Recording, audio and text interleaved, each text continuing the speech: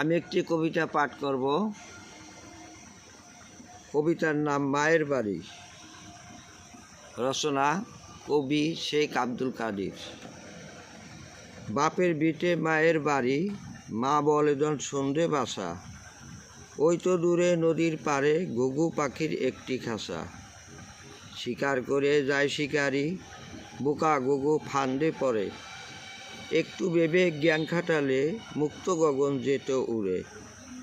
এপার থেকে ওপার যেতে মাঝি করে পার। ওই দেখা যায় মামার বাড়ি, সামনে বাঁশের ঝাড়। পুকুর পাড়ে কলমি ফুলে হাওয়ায় দোলনা খায়। রুই কাতলা বোয়াল পুঁটি উৎসবে লাফায়। মামি বানায় চিটে পিঠে, খাবার গোস্ত নাই।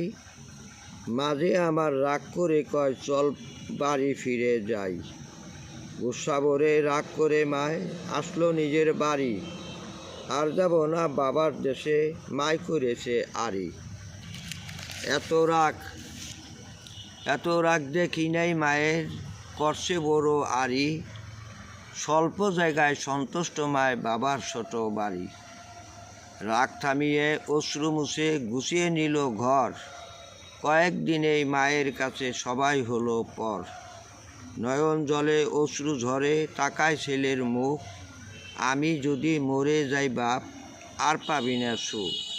ছেলের মাথায় হাত বুলিয়ে দোয়া করে মায়, আর হবে না দেখা বাবা, আসি রোগসজ্জায়। জগৎ সোরা সৃষ্টি স্রষ্টার স্মরণ করিও তারে। প্রভু নামের রণতরী পাবে পারা পারে।